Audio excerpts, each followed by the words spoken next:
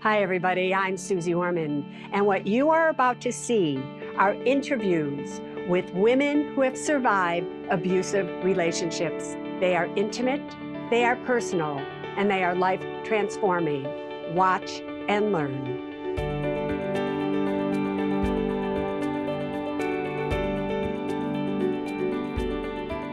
Rhonda, it's good to see you again. Girlfriend, you came here, you have a story to tell. I want to hear your story, and I know everybody watching wants to hear it as well, so let it roll. I'm speaking out because for 23 years, I was married to an abusive man that I didn't know. I didn't know what abuse really was.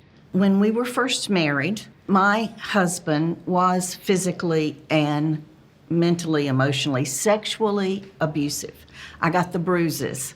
I got the loaded gun to the head, just right here, and he cocked it. And I don't think that he intended to kill me, but, the thought ran through my head, what if it accidentally goes off? The first time that he physically hit you, tell me about that. I don't know that I really remember that particular one, but I can tell you about one that I have vivid in my memory. It was around Thanksgiving. And Susie, the shame in this is you don't tell anybody. You don't tell your parents. You don't tell anybody what's going on in your life. You want to look like everything's okay. You're just like everybody else.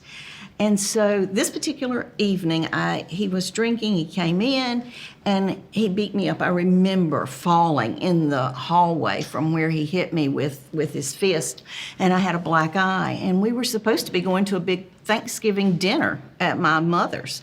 And that happened, and then he said, not only am I going to take care of you, but I'm going over to your parents' house, and I'm going to shoot and kill your mom and your dad and your sister. Okay, he left with a gun in his truck going out the driveway, and I'm thinking, I have to tell them. I have to warn them. So I called them. That's the first time I had said anything, was he just beat me up. He said he's coming to your house. If he comes in the driveway, you lock the doors and you call the police, and don't you dare let him in. And so I knew I was going to leave. So I got to thinking about it, and I thought, now wait a minute, you've already divorced once, which is horrible in the South Bible Belt. You've already made this big mistake once. So I thought, I've got to give it every potential that I can. Got to try to make this work, because I made those vows, and I just can't do it again. And so I went to a lawyer, figured out what my legal rights were, went to a counselor, told him all about it. He said, there's probably no chance that he's going to change any at all. My first plan was to get out while he was gone to work one day, but since I prayed about it, and I thought, no, you've got to give him a chance. And so I told him, I said, I'm going to leave if you don't go with me to counseling.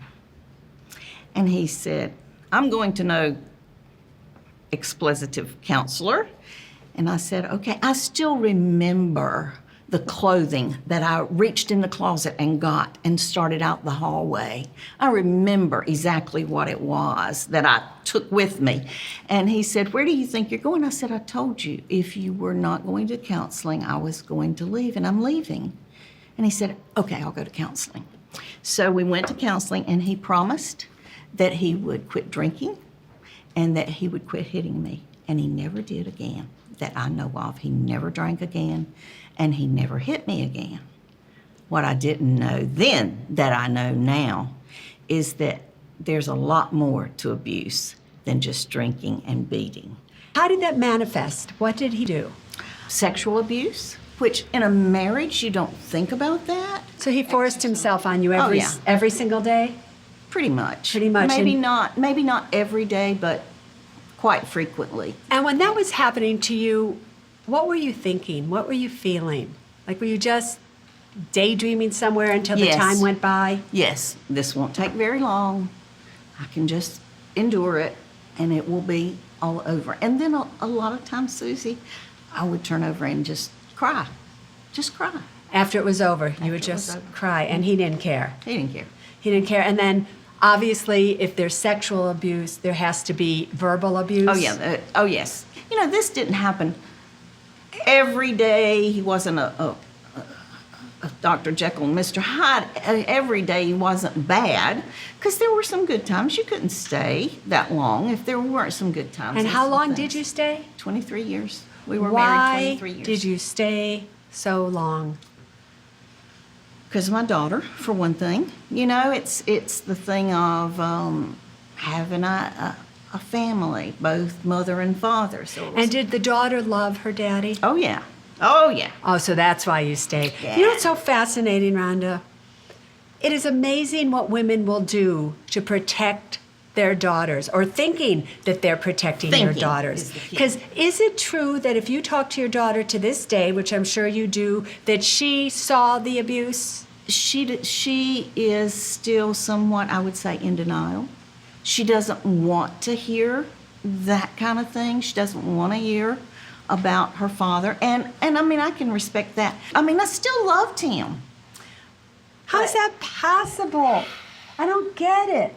You got to explain this to me. How do you love a man who's sexually, verbally, physically abusive to you? What is it about him that you could possibly love? On the days that he was good. So you lived for the few days he You was good, live. and you forget about the days that he was so and, bad. And we as Christians read that scripture, you know, that you're supposed to forgive and forgive. And you do, you know. When the person that's supposed to love you the most abuses you on a regular basis, it changes who you are. Yeah. It changes who you are inside. After a while, when everybody thinks you're the crazy one and he's the perfect one, because out in public, they look good. They look good. So everybody looked at you like you were the perfect couple. Yes, and They loved you, and they went, they love each other. Yeah, they're wonderful. And then when you separate, it's all your fault. Especially because he was a pastor. He was a pastor. He was a yes. man of the Lord. Yes, ma'am. Yes, And so ma'am. everybody looked at you and like, whoa, right? And so everything was me. We did eventually go to another counselor, and things seemed to be great. Things were going along good. The daughter's gone to college, and everything's going well. And all of a sudden, out of the blue, I mean, we had redone the marriage vows, but out of the blue, he came in and said, well, I went to the lawyer, and I've closed the checking account. I've closed the credit cards, which they were both in our names, and you have 2 weeks to get out. And Susie, I fell apart. Because, I mean, for all these years now, for a good long while, I had been Carla's mom and his wife. And I was the preacher's wife. So I was doing everything in the church. And now here I am. And what am I going to do? And It never crossed your mind that God was sending you a blessing at that point in time. not at that point in time. But now you see it. Oh, honey. Have you written a thank you letter yet? It's like, God, thank you for that. Oh, I do it every day. So you have 2 weeks to get out. You have no money. He says he's closed down everything. And he had. And what do you do? One night, I think I was sleeping on the couch, and he was going in a bedroom and always locking the door. But this particular night, for some reason, he left his car keys laying out. And I woke up in the middle of the night, I don't know why, and something just said inside of me, you need to get in that car and see what's in there. So I took the car keys, I went out, and there was a file folder that had $5,000 in it. It had some insurance papers where I had been taken off as beneficiary and things. And so I grabbed that. I went back in the house. I grabbed my laptop and put on some clothes. And so I escaped, really, with the clothes on my back, my laptop, and that $5,000. And here you are today, jump forward all these years, one of the most successful people in Avon. making a seriously fabulous living. Yes, You're ma'am. now in another relationship with a kind man, with a good man that look at your face, and your life is perfect. It is. So here's the message to the women who are in this relationship, in this abused relationship. They're thinking of getting out, and they're thinking, but there's no hope. I'll never make money. I can't do this. I don't have the money to leave. I'll never have another relationship. Nobody will ever take care of me. I've just got to stay. What would you say to them today? I would say make a plan. Start making a plan right now. Do whatever you have to do to take care of yourself. Reach out to other people. Don't keep it bottled up. Let other people know what's going on. There's hope available. There's help available if you'll just let people know. And do whatever you have to do. Go to a shelter. It's a good place to start if you have nowhere else to go. Do whatever you have to do to take care of yourself. And once you get just a start, everything will begin to work out. I have goosebumps actually right now because so many times I hear from survivors, but I took vows. It's what God wanted. I need to stay in this relationship. And sometimes I ask the question, do you think if God could physically speak to you right now, he would want you to stay in a relationship where you were abused on any level? You're absolutely right. I always say, Rhonda, self-worth equals net worth. Net worth, yes, ma'am. And if you are in a relationship where you don't value who you are, you're never going to be able to value what you have because you're not going to have anything. Yeah. I'm so happy that you set yourself free and that you came here today to share your story with everybody. Thank you, Thank you, Suze. Mom. You are so sweet. Thank you.